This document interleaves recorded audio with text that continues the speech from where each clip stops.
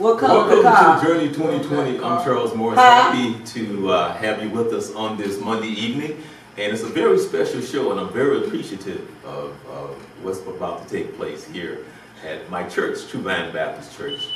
And for those here in the Orlando area, you're very familiar with what's been going on as far as the race for District 5 in the city of Orlando. Well, I'm blessed today because I have most of the candidates who said they're going to give me a little bit of their time. And they're asking like, well, what are we really going to talk about today?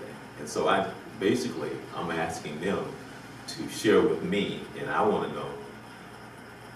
I know two of the four, and I kind of know one of the four family.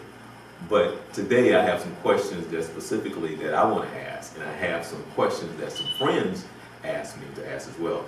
And for those who will be texting in, or I'd like to say something on Facebook together as well. Anyway, I'm Charles Morris here at Journey 2020, and I would like to say welcome to the candidates. How you doing? Wonderful. Thank you for having us. Good night. All right. All right. Great. Again, my name is Charles Morris, and this is a blessing here. I'm looking at their faces, and I can tell that, and I want to ask, has this truly been a grind? Truly been a grind? I mean, that's... Is that a real question? yeah, I'm serious. I think we've all been doing this for, it's more than just this year. I mean, you're preparing for this moment, right? Really for a very, very long time. And it's an opportunity for all of us to state our case as to why we feel like we should be considered. So I think it's a grind because we're at the finishing point, and we've been doing it for a long time. So, well, I think to reiterate what Eric is saying is that professionally and personally, we've all worked for this moment. None of us would be running if we didn't feel like it was a calling, right? So it is a lot, especially with about a week left before our election. Well, actually, the reason why I wanted to ask you guys to come on the show is this here. Starting from Erica, asking the question, could you tell us who you are and how you're associated with District 5? Sure. My name is Erica Dunlap. I am a native of Orlando and native of District 5 specifically. I've been a part of the fabric of this district my entire life. I'm a business owner, and I have had the opportunity to represent the community as a spokesperson and as an icon, if you will. I won Miss Florida. I'm the only Black Miss Florida that's ever been crowned at 83 years, which is significant, point blank period, because I'm the only one.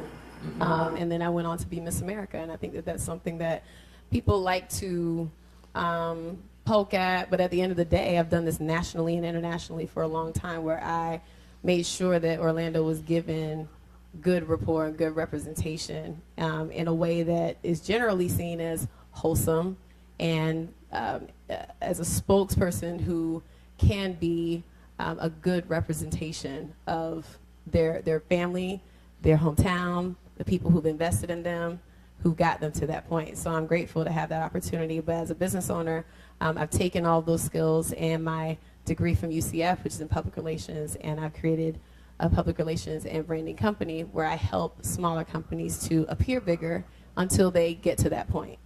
Okay. Ms. Harris.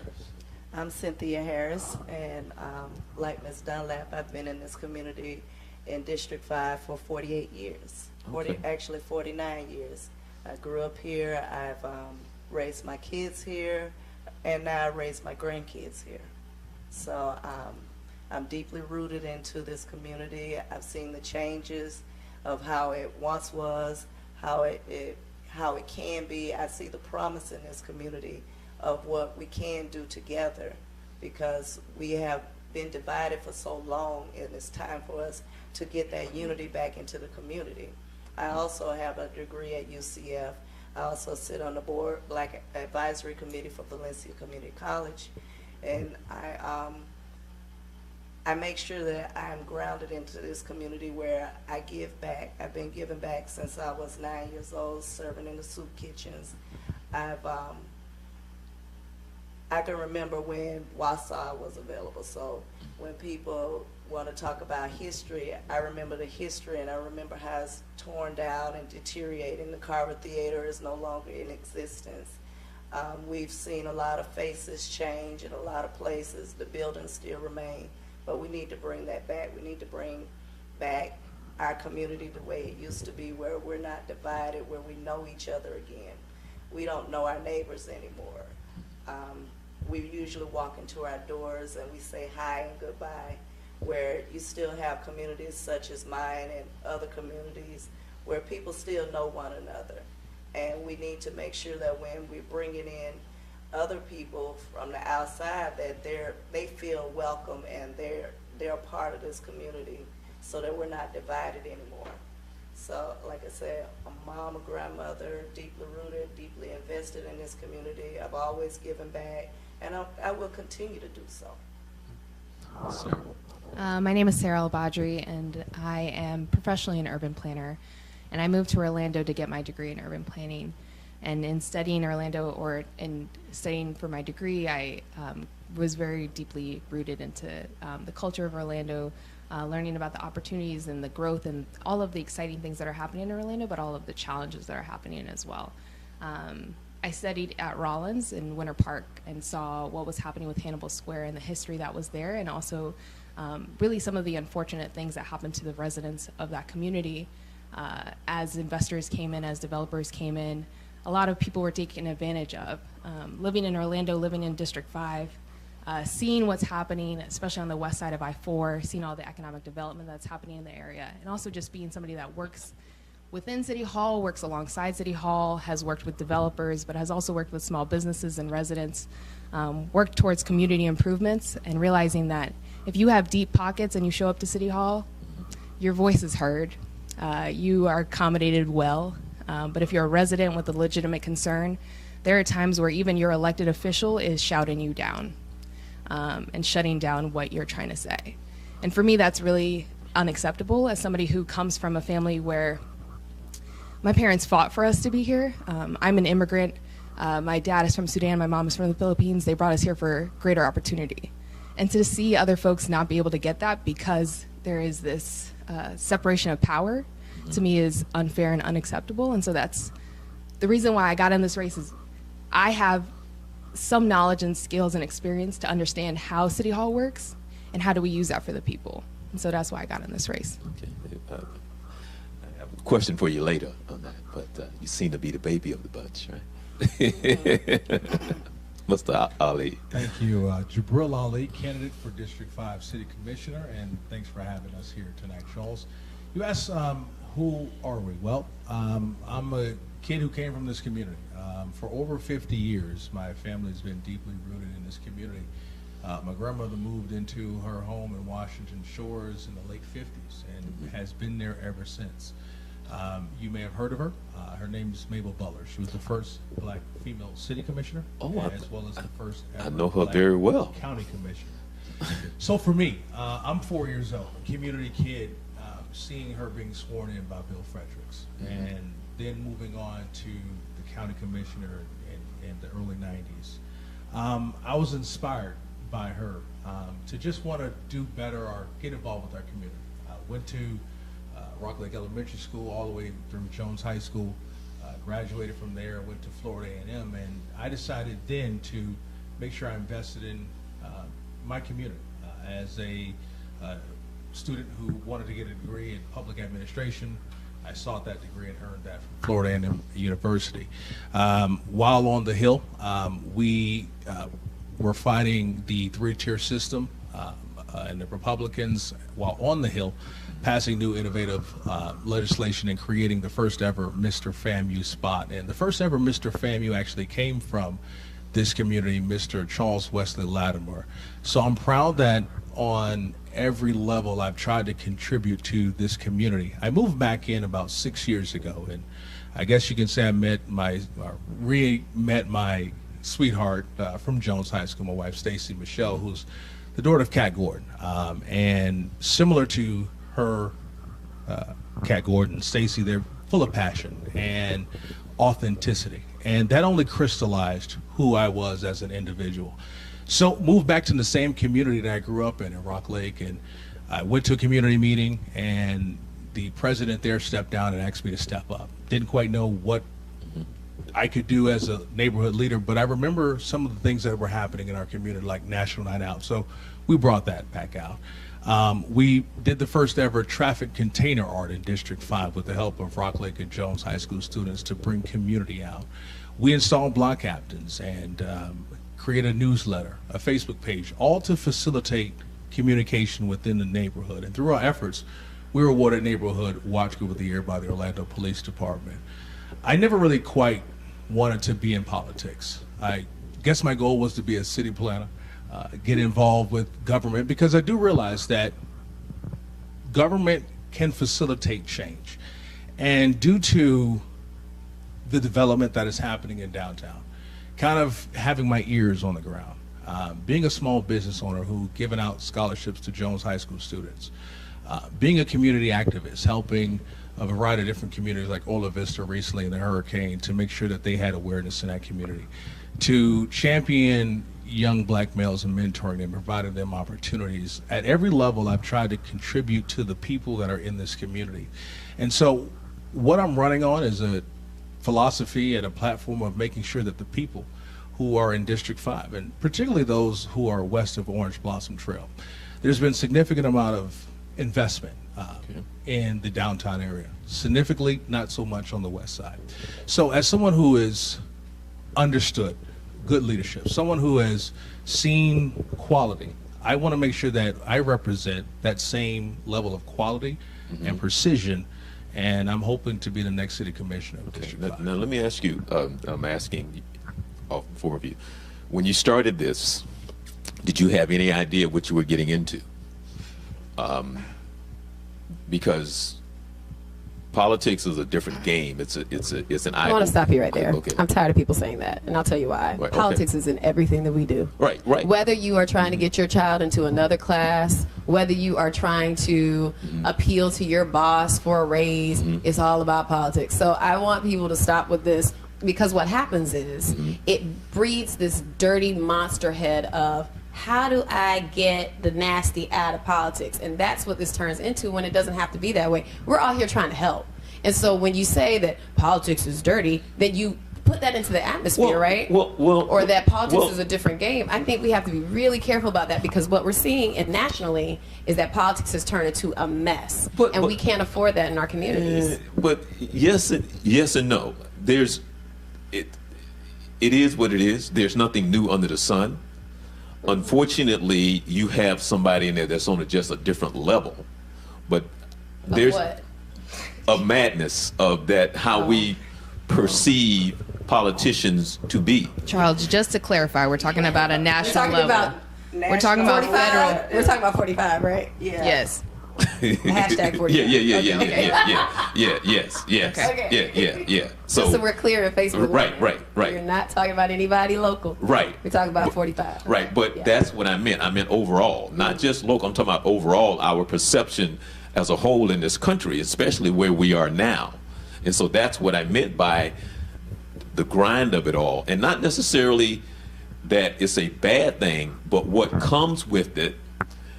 But what comes with it, in the sense of what you have to put into it, because example, things change. People go after your families, all of this stuff, and that's not cool. Because now, if I'm a father, if I have a wife, if I have a, so now, if you want to come after me, okay, fine, that's no problem. But I'm saying that's all part of that whole thing of what comes with the politics. And so my question is, okay, we have this perception of what happens nationally should affect us locally, but locally everything is direct and it's immediate, and we need to get out of trying to worry about what's happening on the national level when you have an immediate effect in local politics here right now. So if I decide to make a decision on our streets, that's immediate. That's something direct. If they do something on the national level, it has to trickle down before it gets to us. Because everybody gets a piece of the pie until it gets to us. But once we have that piece of the pie, we have to go directly into it. So it only becomes a mess when you create a mess. And when you have, yes, when you No, create, but Charles, did you have a chance to ask your question? no, wait a minute, hold on, wait a minute. it becomes a mess when Hold you on. create a mess. No, but and we've created so many messes upon ourselves. our perception on the outside, this is the perception on the outside. Right. No. You're already stepping into a mess. Correct. Okay, but that's the perception. So I don't want to get into, and this has nothing to do with you. This has nothing to do with anybody on this panel. I have my own personal opinion when it comes to politicians in this country. And you're entitled. Right. I have a problem that had nothing to do with you. I have a problem with this country not understanding the politicians are to serve. They're Absolutely. servants. But that's not how we treat them. And that's not how they come at us. And I'm not talking about everybody. But I'm saying the majority of the politicians that run this country does not have that mindset, to me. So, and this has nothing to do with you. I'm talking as a whole when you think of anything to do when you go out to vote. So as it starts here, it still trickles down to the major problems we have in this country. But that's why you have to create an awareness of who's in charge and who's not in charge. When you are a public servant, you work for the people. The people don't work for you. And because we have been in this mainstream of thinking that way, we have to educate ourselves, because a lot of people are not educating themselves in that line of thinking of where their power lies. You have the power as the voter to hire and fire. They talk about the stroke of the pen is powerful. Right, exactly. It is. Yes. It's very powerful. But until we as voters understand our power, That is, then we're going to continue to be. that's in the what I same just said, though. predicament. But that's what I just said. But like shows like yourself and other shows, when we're talking about who works for who, people have to understand. I'm the next commissioner. I work for you, not the other way around, because you have the power to hire and fire. If it ain't working out, you the business owner. You make an investment in who you elect to and hire to make decisions on your behalf. Okay. They can only do it every 4 years or every 2 years in the state of the state. So it's like they have the power to hire and fire, but in cycles. And so if something goes wrong in year one, you still got to stick with it. And you got to stick it out for 4 years. In Well, the case you of the could- city, you could do a recall. There's a such thing but called a recall. but- nobody's ever done it. That's the Well, problem. it's been attempted. It was attempted in the District 6 race. It was not successful. However, when you understand your power, you're strong in numbers, so you can recall a person just like you're talking about impeachment. So I want to make a comment Okay. specifically about the money in politics, and maybe that is why Right.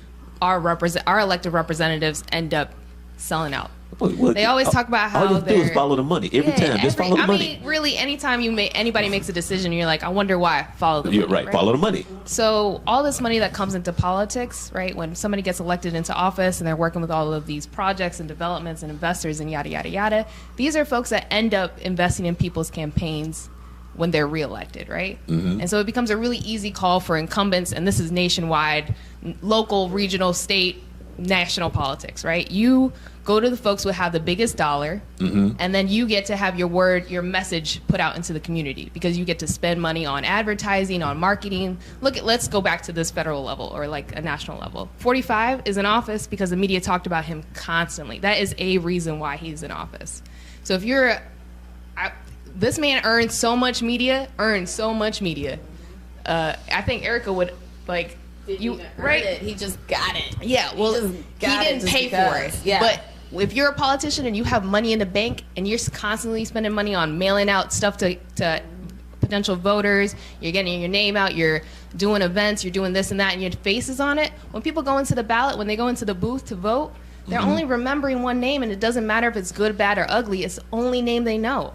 So that's what they write down. So money has a lot to do with Well, yes. name recognition. It has a lot to do with voting. Well, It has a lot to do well, with what yeah, will come I mean- out. And going back to what Cynthia said, that people have a power in their vote, but how many people actually come out to vote? Right? A lot Right. of people don't feel there's a sense of apathy. Yeah. Right. Okay. They have After no so reason many, to vote. after so long, so the folks that are coming out, may be swayed by all of this media, all of this money that's been paid to get their name out there. You was gonna say something real quick. What was that you was gonna say? What was the original question?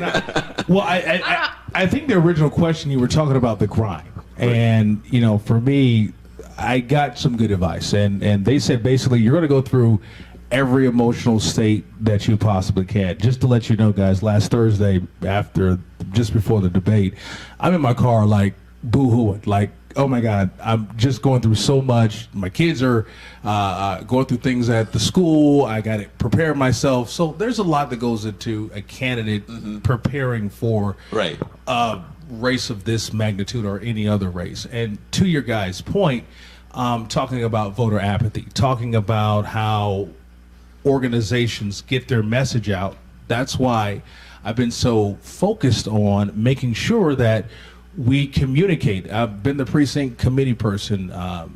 Every party has precincts and what have you, and I've been honored to do that for the last couple of years. And so one thing that I try to educate folks on is their choices and their options.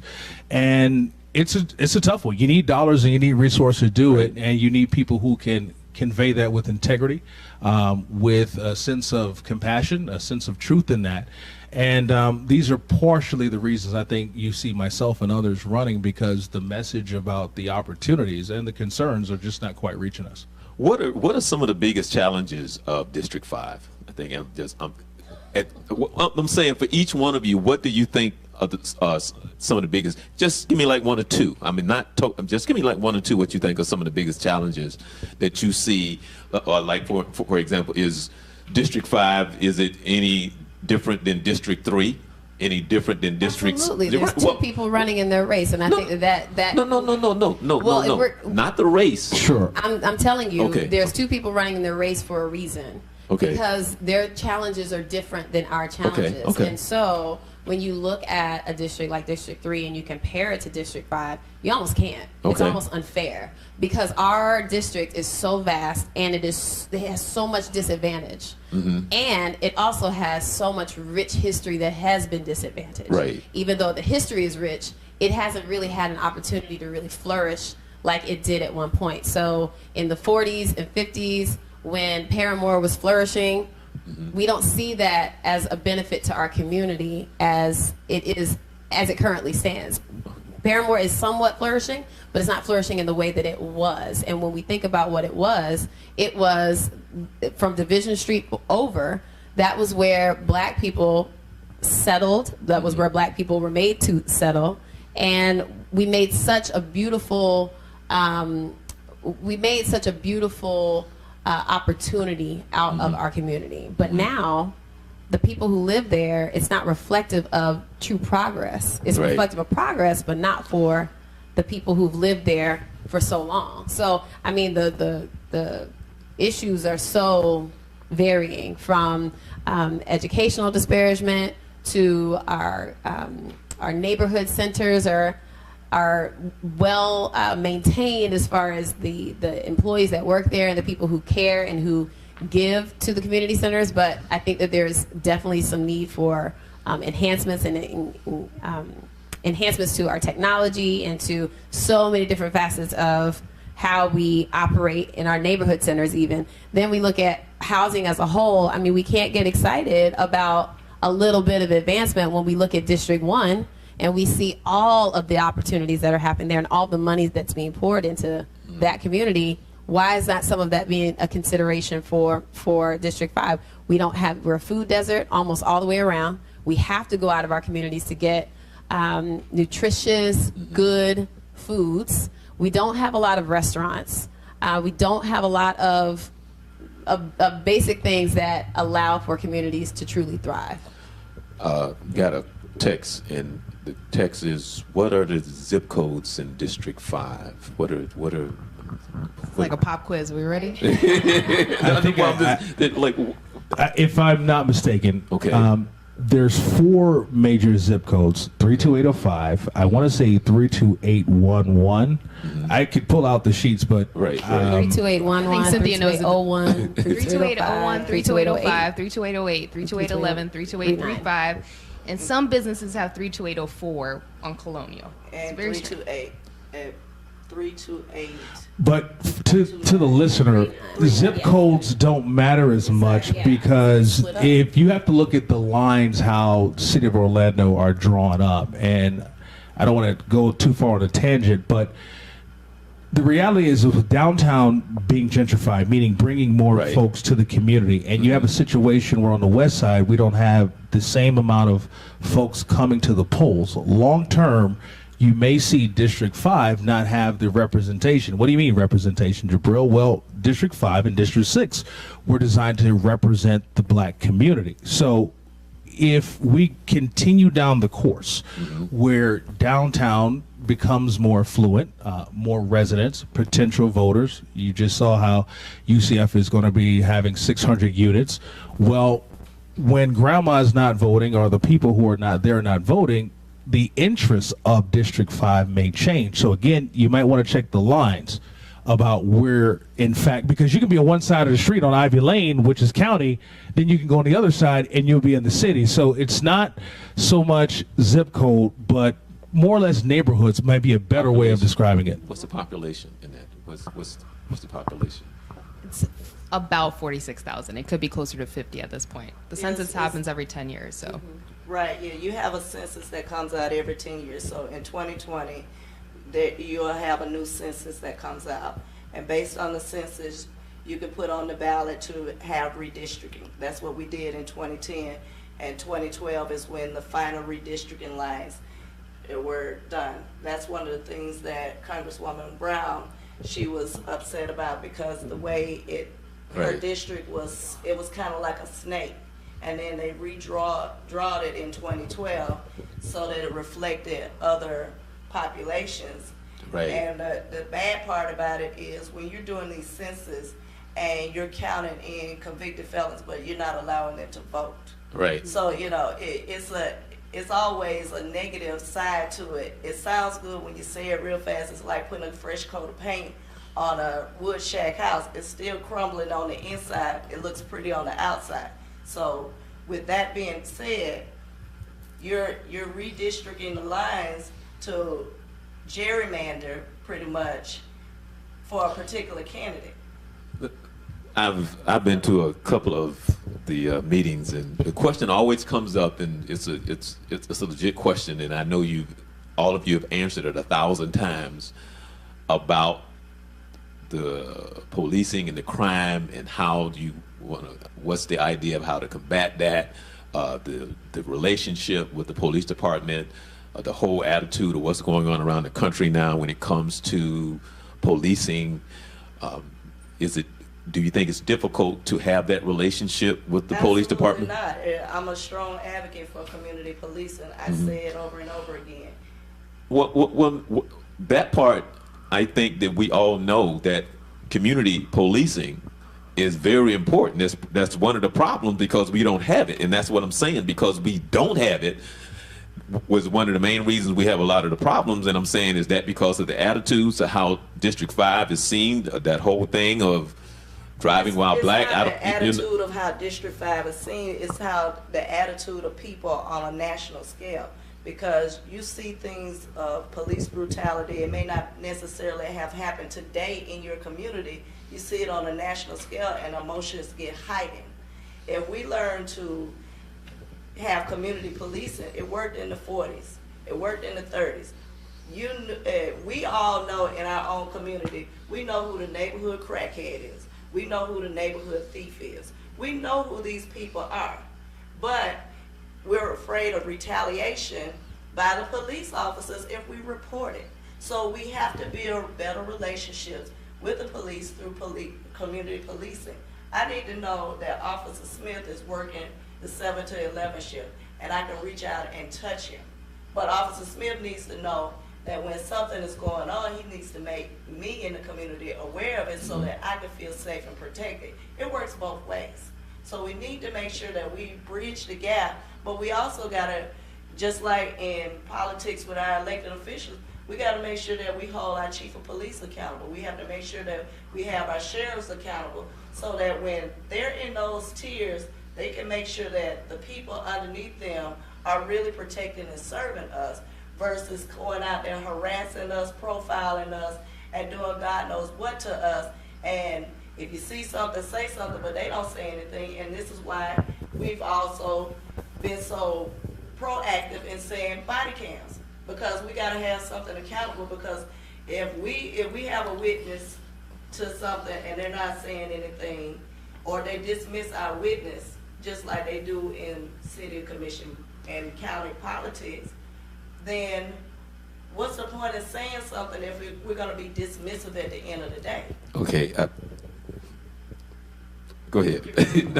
No. I was.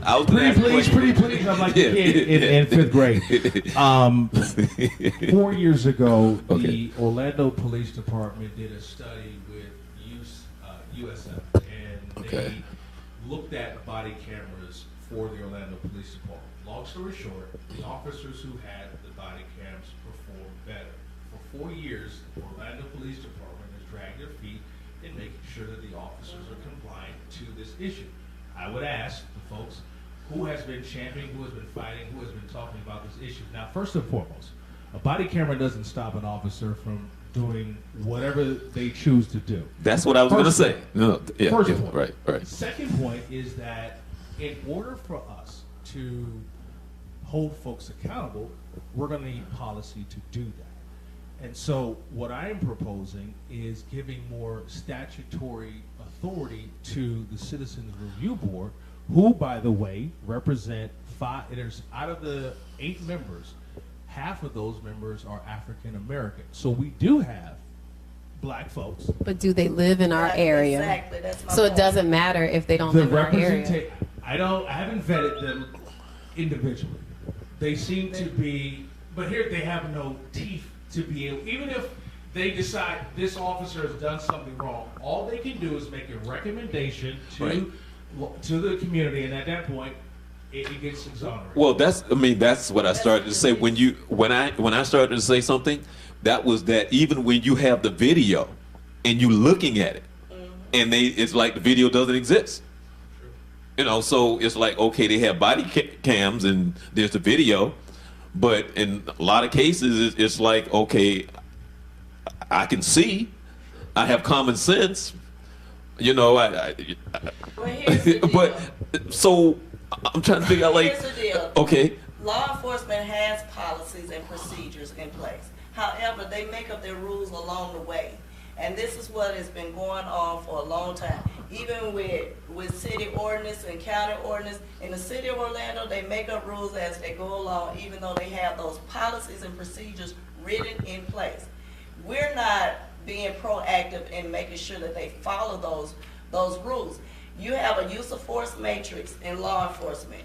It goes from level 1 through 5, 5 being excessive use of force. However, if I'm just doing this right here, that's battery on the LEO because I touched her. She goes there, I go to jail because I touched her. Right. However, when you got a video and no one's barking, one of the things that I see that's going on in here, we go out and we march and protest for 15 minutes and we go home. And then we go to our respective houses and we don't look at it again. Meanwhile, the list of police incidents go up and up and up. During the civil rights era, when they marched until they made a difference. Mm-hmm. They fought and they complained until they made a difference. We're not in that game anymore. We complain and we go our separate ways, and that needs to change.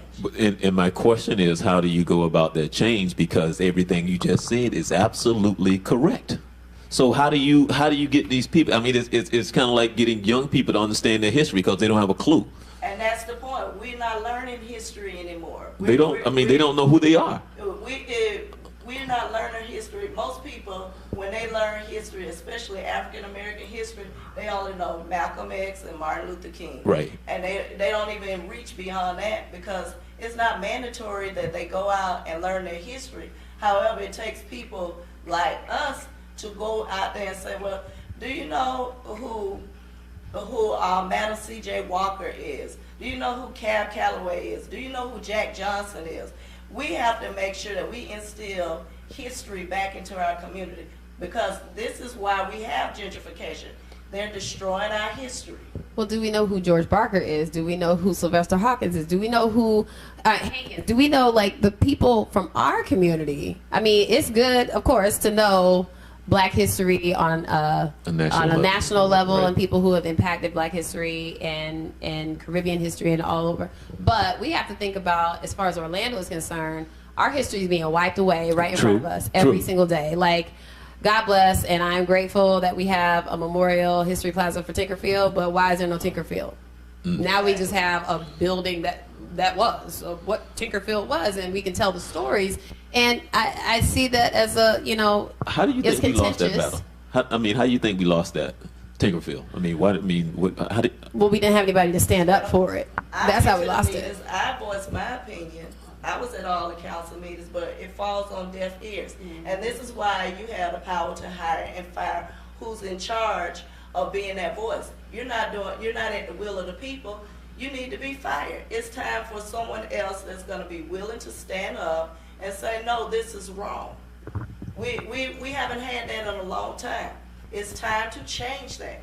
It's a shift to change, and it's coming now. It's time for us to change the way business is done as usual in City Hall. And I think that's why, we might be the underdogs, if you will, is because we're all looking for change, real change, and we're not looking to be yes men. And I think each of us has enough of a stance within ourselves to say that there are certain things that you cannot cross these lines, because we're so invested in our community. We're so invested in the fact that there has been enormous change without our permission for such a long time, that we want to see actual change happening.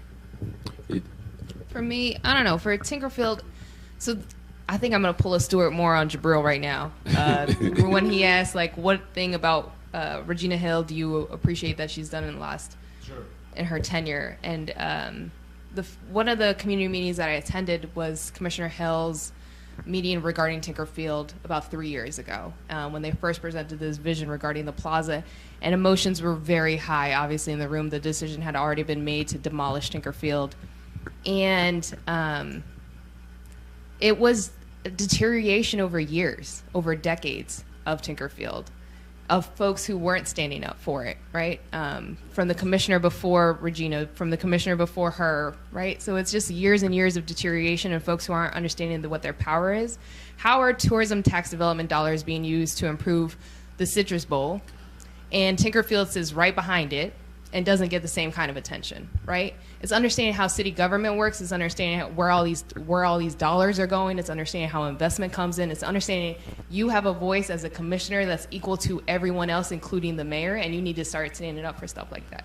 So it's really understanding where all that power comes from and how to protect things, right? Wells-Built Museum is beautiful.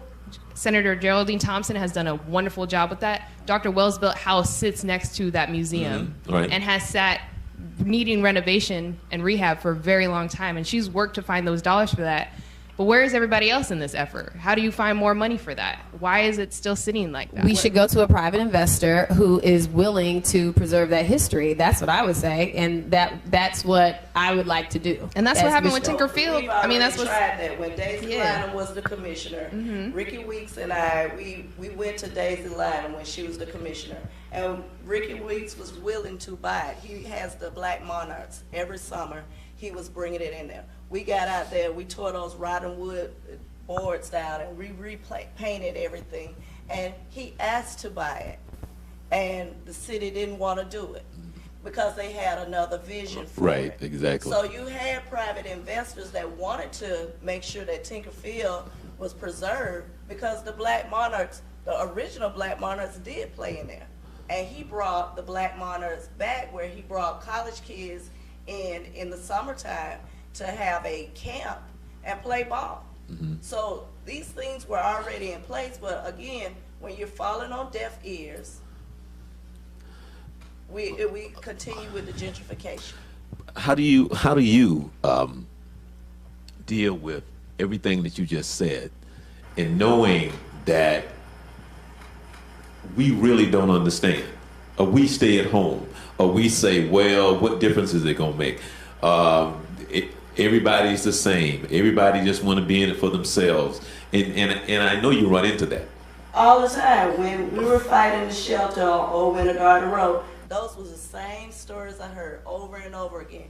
And I said, but listen, you're at the beginning of the food chain. You have an opportunity to stop it now. But guess what? After that long fight, people started to come around, because I kept telling them, there is hope, there is hope. And guess what? We won. That shelter didn't end up on Old Winter Garden Road. Then they tried to put it in Paramore on Terry and Anderson. We ended up, they voted on it, and there was appeal. But then they wanted to slip it under by deceptive practices. And we can't continue to have people who are deceiving the people just so they can get their point across, because they want to continue to destroy this community. District 5 is different from any other community. We have all of the investments in there, millions of dollars, all these venues. It's pretty, it's beautiful, it's exciting, but it doesn't reflect the people in this district. And it's time that the people are reflected in the millions of dollars that are poured into the community. Yeah, well, there was a couple things that, you know, the panelists here mentioned about trying to get the message out. And for me, we addressed some of those historical questions with One Community, One Orlando, where we take young men out of the community and actually provide an opportunity for them. We not only paid the young men to work for 4 hours, but there was a history lesson that was required for the participants. So when you ask me, how do we get it done? Well, it takes investment in that opportunity. Orlando, City of Orlando, about 250,000 residents. The black population, almost 70,000. So basically what you can fit in the Citrus Bowl. If we all decided today just to invest $1 a month, $12 a year, we're going to be upwards to almost $1 million of investment that we could do right in our community. So we don't necessarily need government to do all of the things. We don't necessarily need investors to come in our communities. We need to have a platform and a game plan to address the issues, and we're going to need people to roll up their sleeves and make that investment. So I would challenge those businesses like the Orlando Magic, the soccer stadium, to create a development revitalization package for Orlando. We talked about not knowing the history. Well, there's tons of nonprofits and folks who want to do something great. Let's bind them together and then start disseminating the information. I know everyone here is aware of the ballot harvesting that is an issue right now. Mm-hmm. What are people addressing and saying about that? So if we're going to be genuine and true about changes, well, we're going to have to work together. And so I'm hoping that after this election, the people that you see here will work together. And when Regina Hill was elected, Jabril Ali was at the swearing in. Jabril Ali was at her 100-day plan. Jabril Ali was at her urban task force. Jabril Ali has been there over and over again. And I want to make sure that everyone understands that, again, we have to make the investment in the changes that we want. So get ready to cut some checks, City of Orlando. Let's get it done. Well, we've already made those investments, because in my community, we partner with Habitat. And on November 11th, 25 homes will be revitalized. Also, in addition to those 25 homes, you got another additional 25 homes that will be repaired thanks to the efforts and community money from Lowe's. So we're doing that without city government help currently right now as we stand. So November 11th, we got a big thing going on where everybody's yard is going to be fixed on day one, on that day. So it's not, oh, we're going to repair here, repair there, or we're going to wait for home repairs through the City of Orlando or through the county, because that wait list is up to yin-yang. It's years. It's just like the housing list. You got people on housing 15, 20 years, and they still don't have housing. And now we got another increase of housing crisis coming now because of Hurricane Irma. So we are constantly being divided in our community because we're being shoved with more and more and more things without any type of resolve. So we have to go outside of the box and not depend on city government. And that's what we've done in our community as it stands now. So, yes, we're already doing that over there in our community. So we're not waiting on City Hall or anybody else to cut us a check for something that's rightfully ours anyway. That's our taxpayer dollars, and they should be put in our community on day one, not wait for years. But then too, it has to spread throughout. And you know, we're all talking about what District 5 is and where it is. Most people have no idea. Beyond your zip codes, the people who live in District 5, why is there such a dissension on who our leadership is and how we're getting things done? I feel like that was one of the reasons why I decided to put my name in, is because I thought, I'm so sick and tired of going down John Young in Columbia every single time there's an election and seeing 50 people, 7, 6, however many. Why is it that in our communities, we never can just have one heir apparent or one person who we all kind of agree with? If you want to rescind, I'll go ahead and take your support. I'm not going to do that. Okay. However, I mean, it's just, I just find it fascinating, though, because it happens every single election cycle. This isn't new. You know, having a lot of people having various This visions. is the most, from what I understand from the yeah, clerk. yeah, This is the yeah. most I did- ever in an I did Orlando read that, municipal yeah, election. yeah, this is the the most. most number of candidates. So I think that kind of speaks to the evolution of this district, is that there's so many disparate visions or ideas, or maybe no one has really laid out a plan that says, this is how District 5 is going to grow. This is how District 5 is going to survive. This is how District 5 is going to thrive. I haven't seen And then that. acted on it. Someone has laid out a plan, but has it been District 5? We're privy to the information to participate in it. So when we learn to be able to, when we have the opportunity to participate in it, then we can make some more better decisions. Those plans have been laid out. They got a 30-year plan, and they've been doing it for a long time. And you have people that go along to get along, and this is why we're here. But well, you just what I was talking about earlier about that whole thing of the stigma and how you see politicians and what you just said. So on the outside, you know, like I just said, it's just like, well, if I vote, my vote count, but it really doesn't count because they do what they want to do. They're really not understanding what we talked about earlier about how you are supposed to serve us. But also we're not supposed to slave. And I think that there's a big problem with the fact that in our district specifically, we have become a social services agency all within our commissioner. Now, I'm not saying that, you know, Erica Dunlap is going to cut off any kind of backpack drives and giveaways and food drives and things of that nature, because I'm not. However, we need to streamline it, and we need to be giving people an opportunity to figure out how they're going to obtain some of those things for themselves, because we're helping them obtain jobs, have the job skills, have the transportation, have the infrastructure, so that they can live a holistic life with a high quality of life. And I think that's something that we keep missing, is that we give away a lot of stuff in District 5. All the other districts, all the other commissioners are probably looking at us like. As a matter of fact, one of the other candidates in District 1 said to me, "Man, y'all have a lot going on over there." I was just like, "Yeah, we do." And it's so unfortunate because we have such a rich history. Like I said, we have such rich legacies of people who are from this area, and it seems as though we just can't quite get it together. No, Jones is in. Yes. Okay, no. Right. And I recently did an event with I think it was either the 50th or I think it was the 50th anniversary of the graduation. So I had someone come on and talk to me, and I'm originally from Jacksonville, but I've been here a long time, and I did not know the history of Jones High School until people there at that table broke it down to me. I'm that 5-year-old kid.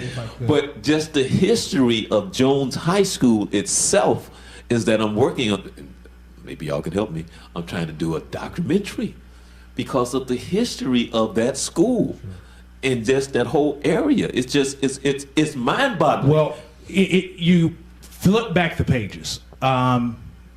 1894. The Orlando School for Negroes is where it was found on Church and Garland, where I forget the name of that building that's right there. But long story short, it was founded there. And then in the 20s, Mr. C.L. Jones, school burned down, maybe mysteriously. Facts a little bit missing on that one. He donated the land where Callahan is, and Jones, he gave that property to the school, and it ended up moving in the 1950s. Long story short, Jones High School is one of the remaining few historically black high schools, not colleges, but high schools in the nation. And again, as a graduate, couldn't be more prouder. There's one for whom we toil. My mother is working on her 50th graduation. She graduated in 1968, along with her brothers and sisters. Jones High School, under the leadership of Ms. Gordon, has brought medical opportunities for the students that are there. Right. It's a struggle because, again, long-term planning where you don't have newer families coming to the community. Jones High School was losing enrollment a number of years ago, and through Westlakes and Lift Orlando, the city of Orlando, you have affordable housing that will be there. And I'm hoping that through the management and leadership there, that they provide as many houses to younger families to make sure that Jones High School is here for decades and centuries to come. Okay. Just over the past few years, though, hasn't the enrollment at Jones increased by a few thousand? Yeah, that's due to kind of redistricting and rezoning to bring in students that were going towards Evans.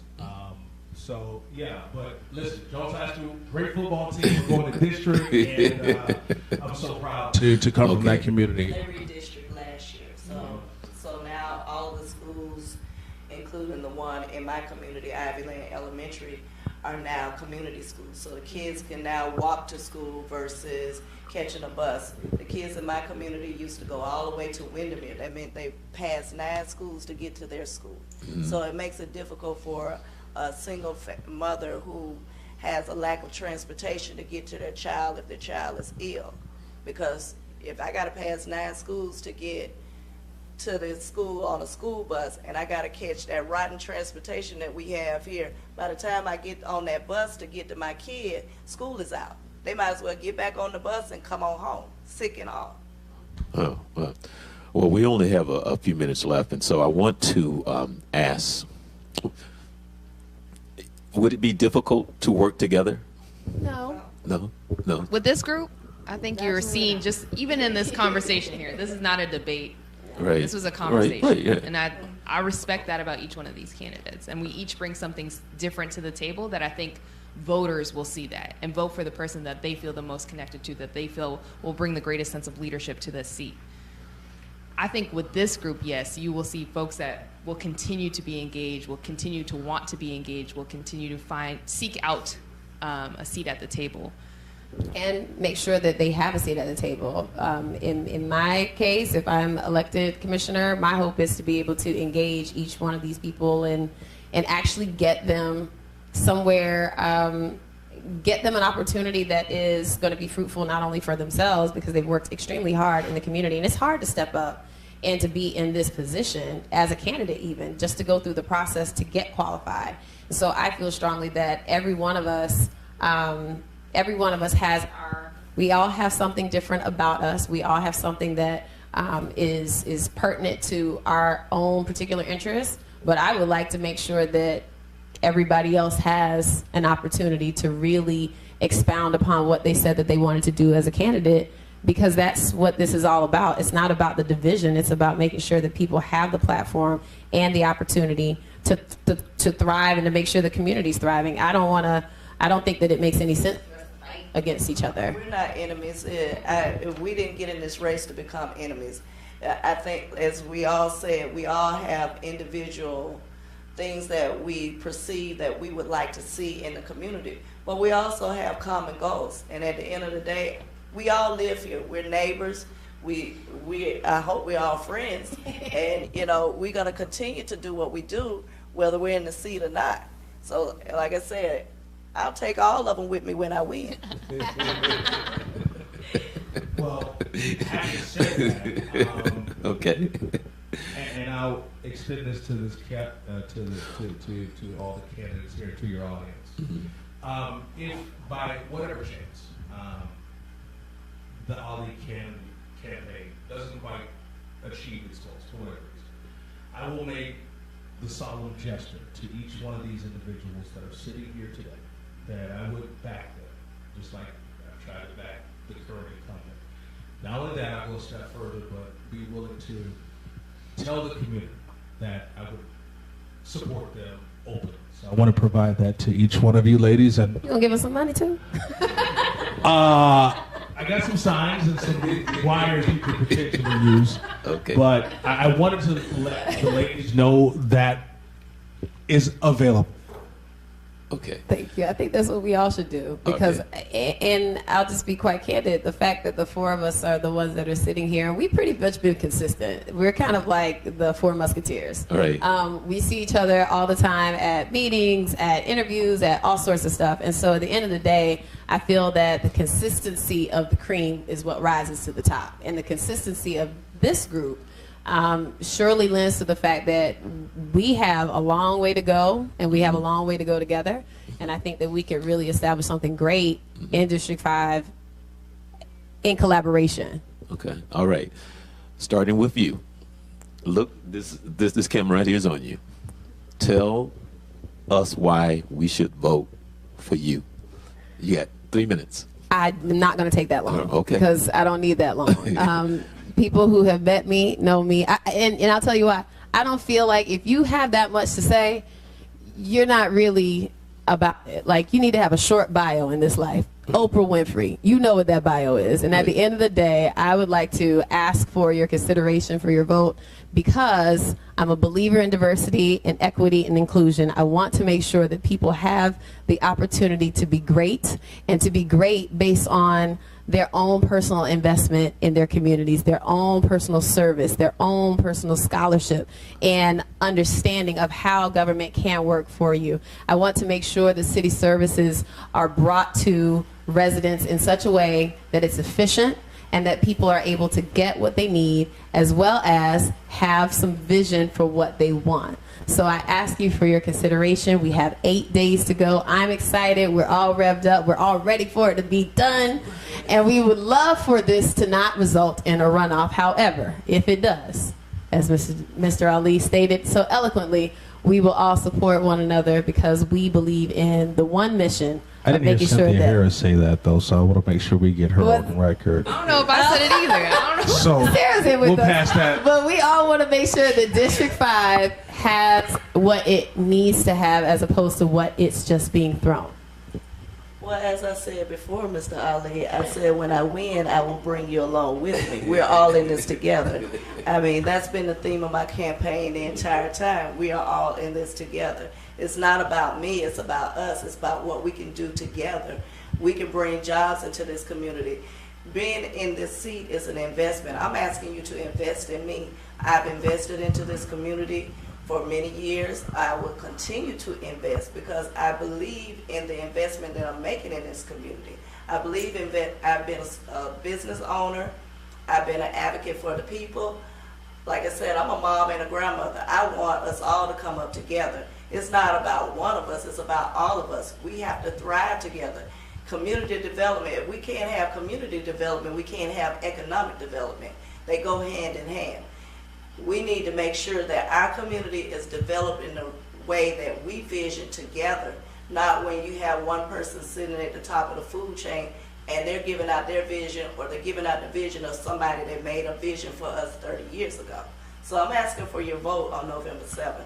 I'm asking that you invest in me as I have invested in this community and will continue to invest in this community. Because I live here, I'm not going anywhere. I don't think anyone here is going anywhere. I think we're all in this together. And as I said, Mr. Ali, I will take you with me when I win. So when I win, we all win. My name is Sarah Al-Badri, and as a candidate for District 5, I ask for your vote because as an urban planner, as somebody who's worked alongside City Hall, has worked with big businesses and small businesses, residents for community improvement, I understand how this game is played. I understand how sometimes folks get taken advantage of or their vote gets brought a certain way. I'm here to amplify voices. I'm here to understand how all of District 5 works together.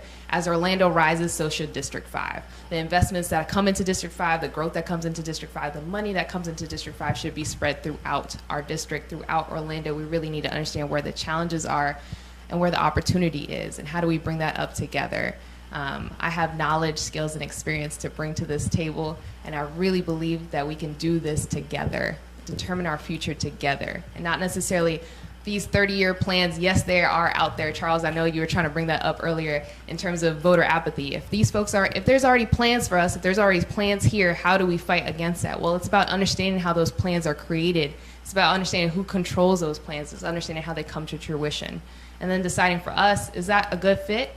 Were we part of that conversation? And if not, how do we become part of that conversation? And how do we use our representatives to make sure they're fighting for us? So as Sarah El-Badri, as a candidate for District 5, please ask for your support November 7th, which is the last day to vote, y'all. That's the last day to vote. Early voting has already started. If your absentee ballot is sitting at your house, please mail it off before tomorrow. Like, bring it to the supervised elections, please. Absolutely. For me, this has been an amazing journey. You know, as a kid who used to ride on his bike and had a stick to defend the neighborhood against the would-be criminals, in my mind now poised to defend this community is quite a humbling undertaking.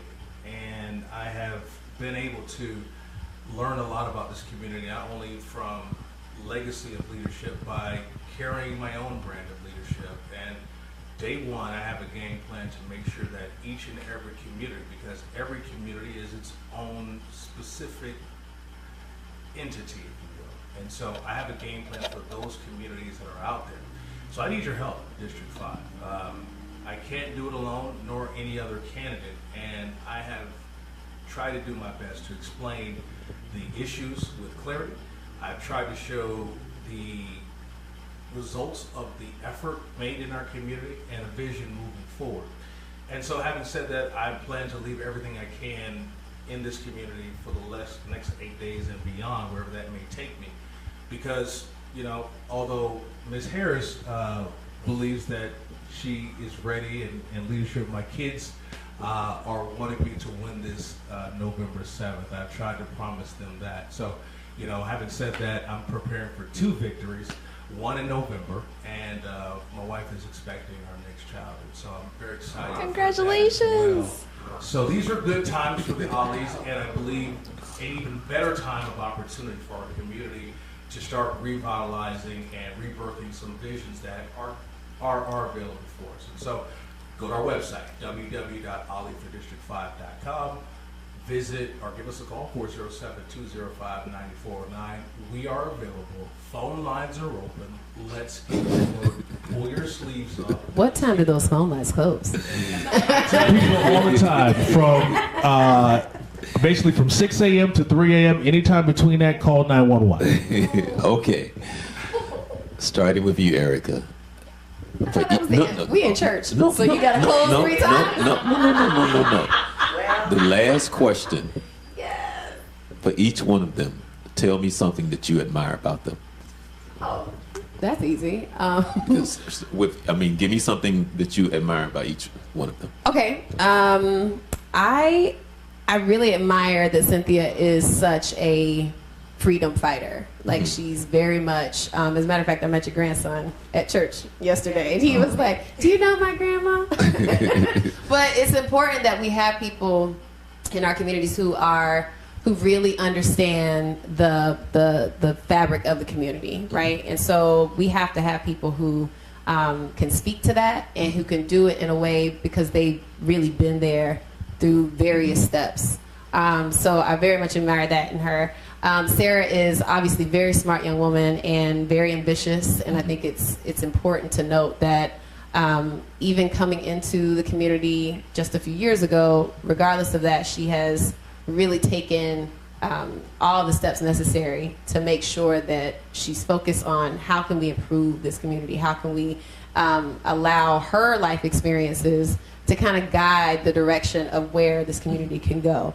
I think that's highly admirable. And then for Mr. Ali, of course, as he tells us, he has a rich legacy in District 5, and he married into the legacy. Like, he did it. He did the whole thing. You're supposed to marry up, and you're supposed to marry somebody and have power. And Right. so, that's really fantastic that he has taken the initiative to really, and I applaud you for being the one man who has really stood up in this process to be able to do that. I think that's fantastic. We need more black male role models who can be a part of what our community used to be, in that you're a father, you're a husband. Those are admirable traits. And I feel like if more young men see that in you, then we'll have a better overall District 5, because perhaps they will look to, and they'll be encouraged by it, and they will start to emulate those same traits. So that's what I feel about them all. Each one. Each one. I'll start with Mr. Ali. I admire the fact that he's a father and that it's a unit family, because right now you have so many single family households, and it's good to have someone that anyone can look up to and say, well, hey, although my father is not there, maybe I could be a better father because he is in the household with his wife and his children. So I admire that about you, Mr. Ali. With Miss Abadri, what I admire about her is the fact that she's ready to dig in, and she at a young age, and she's not waiting until she's older to bring this into fruition. She sees that there's a need, and she has a vision of the future. Although she's not a mom, you're not a mom yet, right? Okay. And she sees the vision in advance, because she is young. She's much younger than, well, I'm older than all four of these candidates up here, because I'm a grandmother also. She sees the vision of the community at a young age, and she's not a parent, and she's trying to make a difference in this community. So I admire that about her. Plus, she has a very impressive background, so she understands what's going on in the city, and she learned quickly. She was on the fast track. Mm-hmm. And Miss Dunlap, I admire Miss Dunlap because she made a major accomplishment. First Black Miss Florida, first Black Miss America for the state of Florida. So that's something that little girls who didn't envision being a princess or accomplishing something as a first. I think that she was the pioneer, the trailblazer, that you can be a first something. You can be a princess. You are beautiful, and she reflects that in Brandy. So I admire that in Erica, the fact that she's trying to change the face of Brandon in the Black community for little girls. I really like this.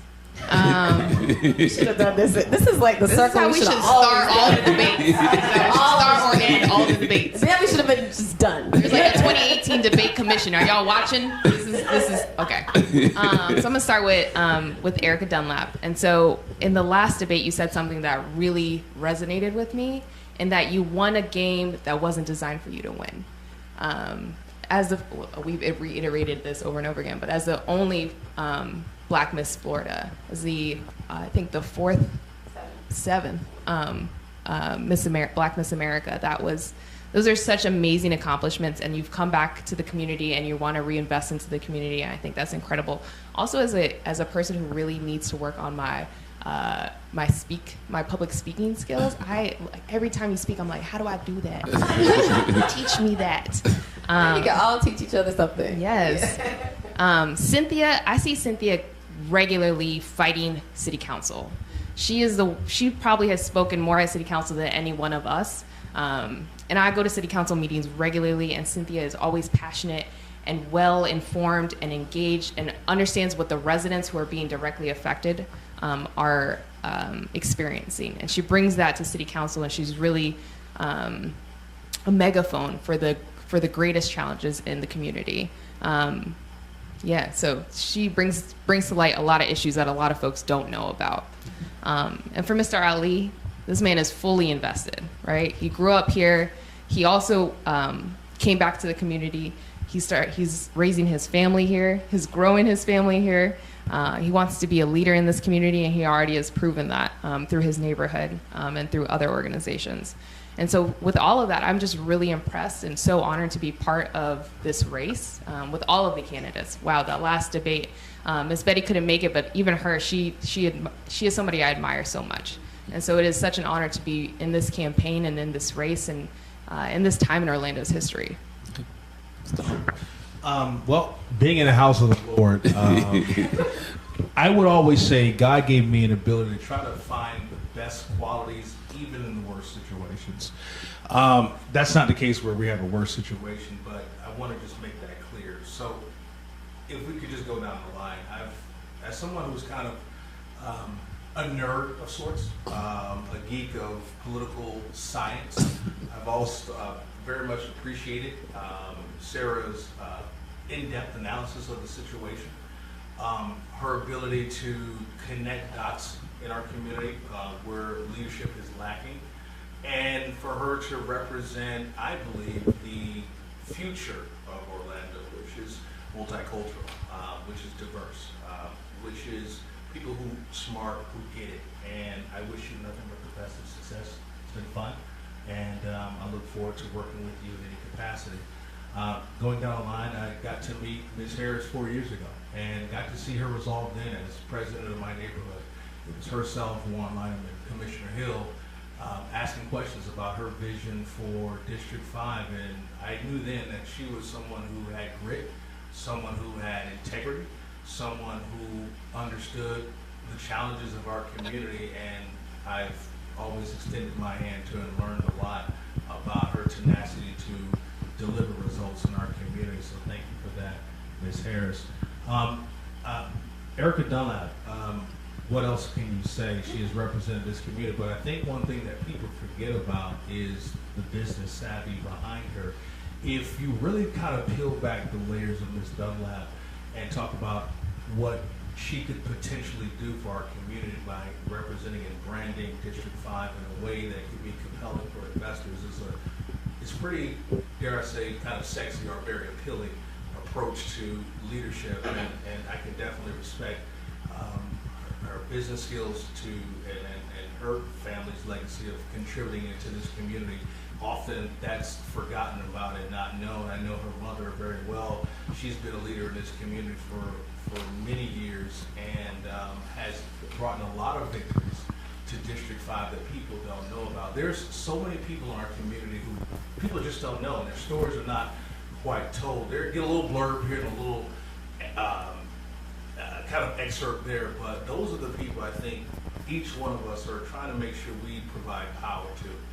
And for everyone who's here, I hope again that we can continue working side by side. I've said in many debates, I'm not running against anybody here. We all have our own visions and our own plans for the community. And once the books are closed and we're here December going into 2018, let's find ways to continue pushing each one, because I think every one of those issues have merit, whether it be branding District 5 in a new, compelling way, having the resolve and tenacity to deliver, give the people the empowerment, and being smart about how we can get engaged. All of these ways have merit, and I encourage everybody to, and my challenge to these other candidates here is let's make history in District 5 by having the largest turnout this community has ever seen.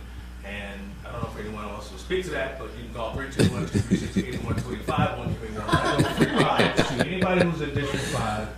And well, how does it feel that we're looked at as underlings, so to speak? That's what I would like for the voters to think about. Like, we're not even seen as powerful. We've had so many people to talk about us on Facebook, to talk about our race, and to talk about how, District 5 candidates can't get it together and all of those things. But in the true grand scheme of things, it's because a lot of people are not coming out to vote that we have these varying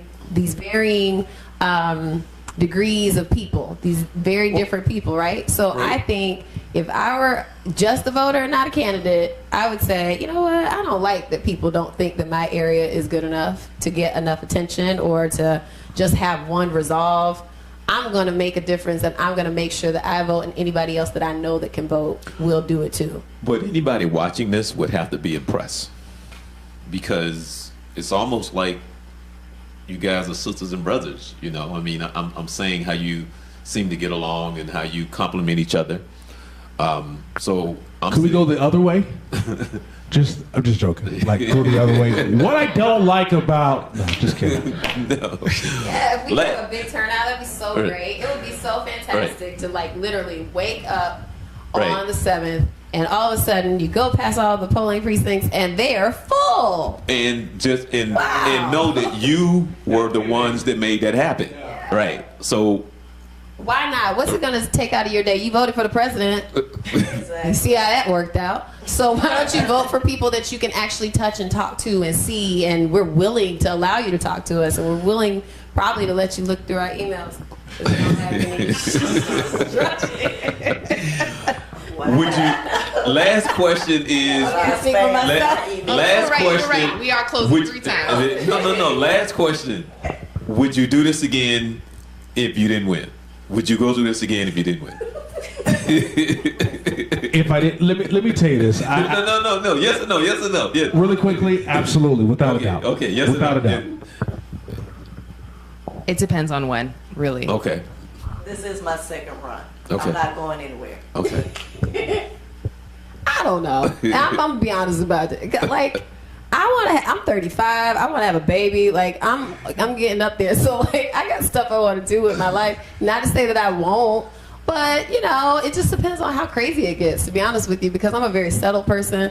I try to be very zen. I do my yoga. I haven't been able to do yoga this whole time because I'm just always doing something. Right? I'm like, I lost so much weight. Stressed out. Actually, you know but I will what? always be here to do something and always be here to lend my hand. Okay. What you gonna do when it's over? What's the first thing you're gonna do when it's over? Sleep. You know what? Sorry to tell you guys, I prepared day one to take it. So because of that, the stakes are high. So not a break at all. No, I mean to get away from this is what I'm saying. Oh, What you- so like the day after, like on the 8th? yeah, or like what are you gonna God do forbid, to on kind of December like 6th? Come down, and what you gonna do to? I don't know. You know, like Maybe Really, we the should all first just like thing go about and to get do a list cabin is thank you somewhere. cards. Go to the spa. Go to the spa. Yeah, go to the spa. Yeah, so if there are any spas that are looking to support us, the Yeah. candidates have been working really hard. And if you have any District 5 spas that want some we exposure, accept gratis. any downtown spas that would like to give us a nice little gift, Exactly, we humbly gratis. accept. What is it? $20? What is it? Who? No. I meant like if trying to donate? No. I'm saying if you are a candidate, you can only accept to a certain amount of. $1,000 is the max. Yeah, so I want a $1,000 spa day. Yeah, absolutely. Okay. Each one of us. All right. Well, thank you so very much, all of you. I really appreciate it. I feel so special. I do. I really do. So I want to thank you for your time, and I love the energy in the room. I really appreciate it. And Thank you. And we in God's house. Maybe that have a lot to do with it as well. She made sure The house is anointed. Amen. Well, and I asked my pastor. I asked my pastor to say a prayer. And I did pray. So again, I prayed too. Thank you, God. And again, good luck to everyone, and thank you so Thank much you, for your thank you. time, and I really appreciate it. All right. Good night. I'm Charles Morris. Enjoy the rest of your week.